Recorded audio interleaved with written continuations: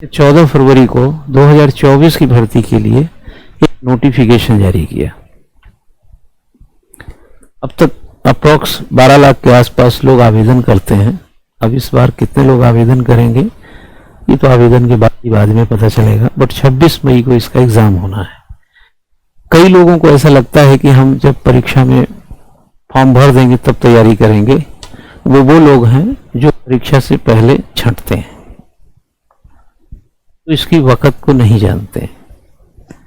एक आदमी सामान्य से सामान्य शादी भी करता है घर में, तब भी वो 4 से 5 महीने 6 महीने पहले उस माइंड में उसको घूमने लगता है, वेडिंग पॉइंट घूमने लगता है, कहाँ नात रिश्ते फलाना ढिमका क्या करना, सब चलने लगता है। जबकि 3 घंटे मतलब शाम को बारात 8 बजे वेडिंग पॉइंट में जाती है और 11 बजे बारात घर खाली हो जाता है। उस 3 घंटे का, वो भी 3 ही घंटे का एग्जाम होता है। सारे बाराती 8 बजे के पास आते हैं, 11 बजे सब खाना वाना खा के चले जाते हैं। इस 3 घंटे की तैयारी के लिए भी वो 6 महीने पहले से प्रिपरेशन कर रहा है। इतना समझदार तो गांव का एक आदमी है जो शादी के लिए इतना मेहनत कर रहा है, जबकि उसमें न कोई एग्जामिनर है, न कोई रिमार्क देने वाला है, न कोई कुछ करने वाला। मान लो चलो रिमार्क दे भी दिया तो उससे कुछ ऐसा बिगड़ने वाला भी नहीं है। तो 14 फरवरी की वैकेंसी और 26 मई के प्रारंभिक परीक्षा के दरमियान जो फासला है वो बहुत मामूली है सिविल सर्विसेज के पॉइंट ऑफ व्यू से। और बहुत सारे लोग फॉर्म भर के सोचते हैं तैयारी करनी है, वो अबोध हैं, अज्ञानी हैं, नासमझ हैं और कुछ हद तक हल्का फुल्का मूर्ख हैं। उनको यही नहीं पता कि इसकी संवेदनशीलता क्या है। ठीक है, ये बर्गर चाउमीन कल्चर पे नहीं है, ये बाकायदा राजमा है, डेगची में पकाया जाता है, बहुत वक्त लगता है। इसके बाद हम अगर इधर जाएंगे तो यूपीएससी की अधिसूचना ये है कि 14 फरवरी को सिविल सेवा ये प्रारंभिक परीक्षा पंजीकरण शुरू कर दिया है। 5 मार्च को विंडो बंद हो जाएगी और ये 1056 रिक्तियां भरी जाएगी। ठीक है ना, 1000 यानी 1056 लोगों को इस बार अवसर मिलेगा सिविल सर्विसेज में जाने का। और 5 मार्च तक आप इसी के फासले में देख लीजिए कि इसको टर्नओवर को कम किया गया, पहले 1 महीना भी टाइम होता था।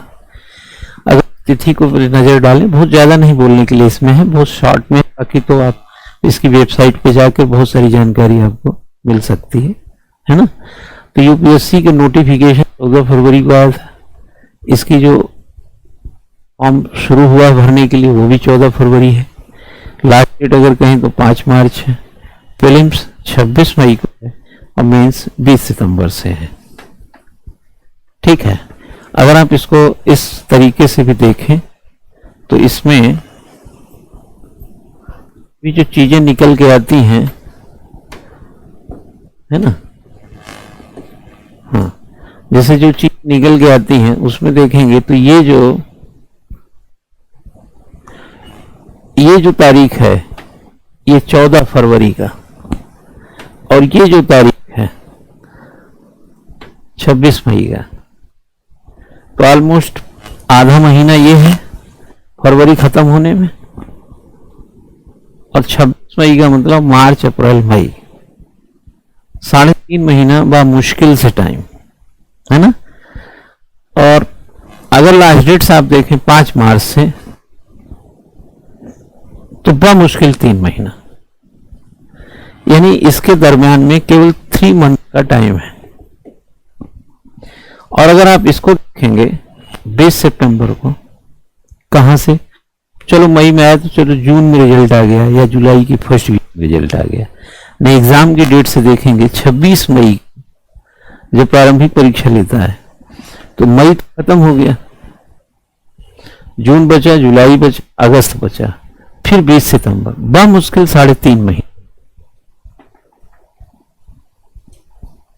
यहां भी 3.5 महीने फॉर्म निकलने से एग्जाम तक, और 26 मई को एग्जाम देने से 20 सितंबर को मेंस देने तक केवल और केवल 3.5 महीने का टाइम आपको मिलता है। ठीक है, 3.5। तो ये 3.5 का जो आंकड़ा है, अब ये जो फॉर्म भरने से पहले प्रिपरेशन में, उसके लिए ये रिवीजन टाइम है। तो ये जो 3.5 महीना, ये 3.5 महीना है, ये बच्चा इसका रिवीजन का टाइम होता है।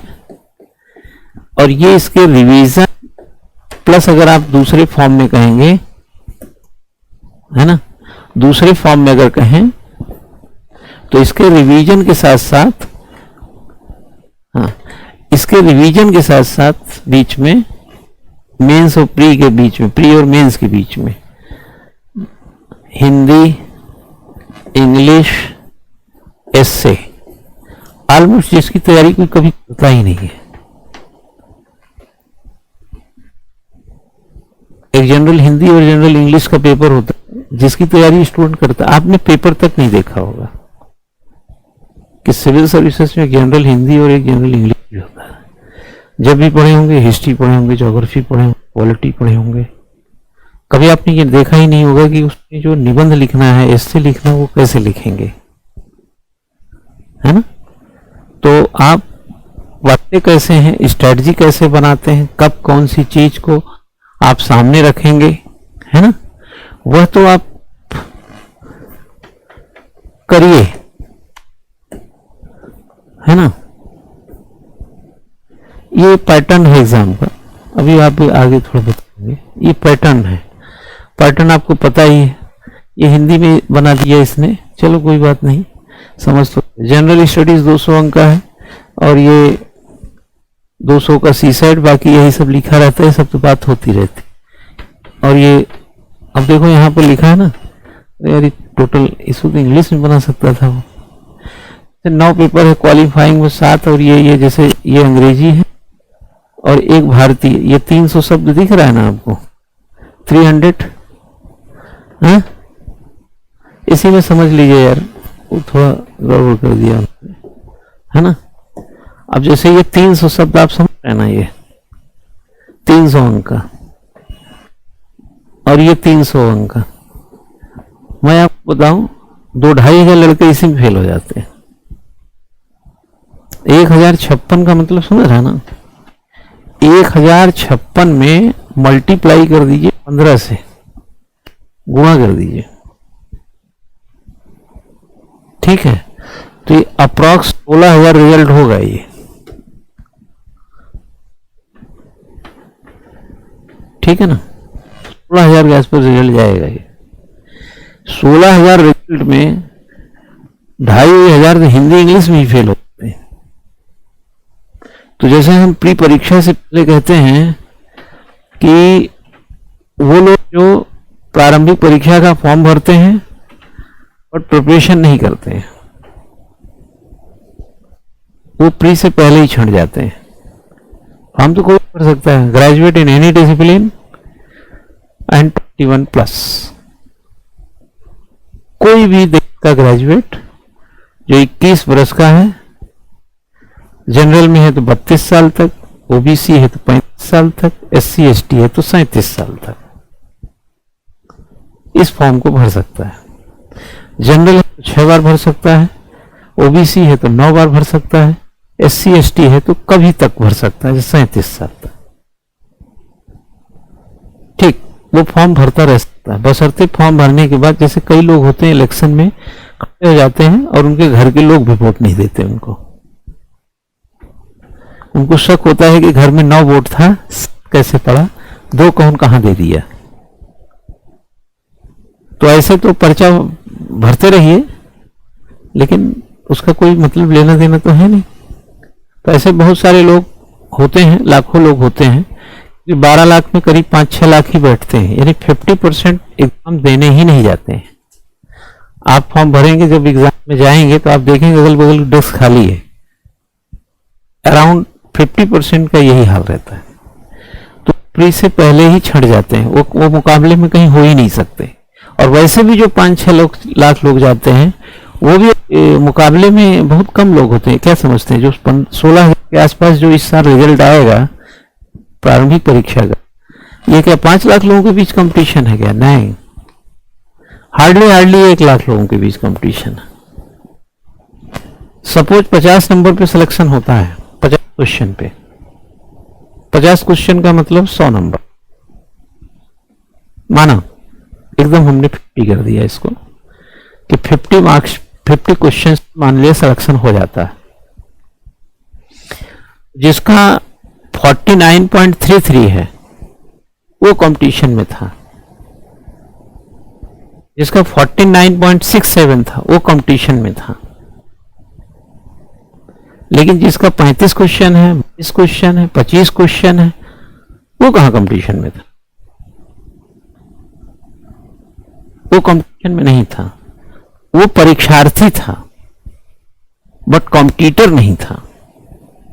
कॉम्पिटिटर 12 लाख में 5-6 लाख दिखता नहीं है, बचा हुआ 5-6 लाख में 1-8 लाख के बीच चलती रस्साकसी, हार्डली पूरे देश से 1-8 लाख ही होंगे। आप अपने क्लास में ही देख लीजिए, लेकिन वही रेशियो निकलता है। तो मैं यहां पर जो बात कर रहा था, नेक्स्ट आता हूं, 300 नंबर का ये और 300 नंबर का ये, जैसे मैंने बोला फेल हो जाते हैं हिंदी इंग्लिश में, काफी लोग फेल हो जाते हैं। हिंदी वाले की इंग्लिश नहीं आती, इंग्लिश वाले की हिंदी नहीं आती, है ना। और सिर्फ इतना ही नहीं है, और भी लैंग्वेजेस हैं, जो और लैंग्वेज हैं देश में, उनकी भी बात कर रहे हैं। अब कोई कन्नड़ उड़िया वाला है तो उड़ीसा में देगा ना पेपर, हिंदी क्यों देगा वो? एक भारतीय भाषा में, ये लिखा ना भारतीय भाषाओं में से, तो उत्तराखंड उत्तर प्रदेश वाला भारतीय भाषाओं में क्या चुनेगा? हिंदी तो चुनेगा। और उड़ीसा वाला उड़िया चुनेगा, वो भी भारतीय भाषा है। असम वाला असमिया चुनेगा। तो ये सब मिला के बोल रहे हैं, इधर वाला इधर, इधर वाला इधर, आपस में शेयर कर लेते, फाल होने वाला। तो आगे कॉपी चेक नहीं होता, आपकी फायदा नहीं एग्जाम देने का। और ये निबंध, इस भी अब जैसे हम बोलते हैं ना 250 शब्दों का एक उत्तर है, एक 150 का है। यही दो फॉर्मेट सिविल सर्विसेज मेंस के आंसर लिखने होते हैं, 150 वर्ड्स एंड 250 वर्ड्स। 250 गुणे 10 कर दीजिए, 150 गुणे 10 कर दीजिए, तो दोनों का योग 4 शब्द आता है।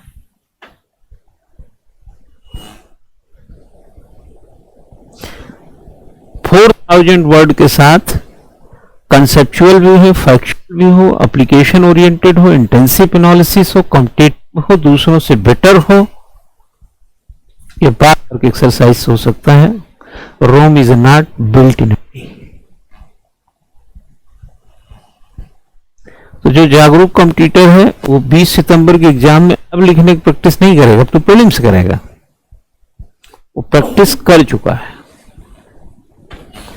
ठीक है, तो ये बच्चा ये वाला ख्याल नहीं रखते लोग, बस ये सिलेबस दिया हुआ है ना, ये जरूरत नहीं है आपको बताने की, ये पढ़ा ही रहा हूं मैं।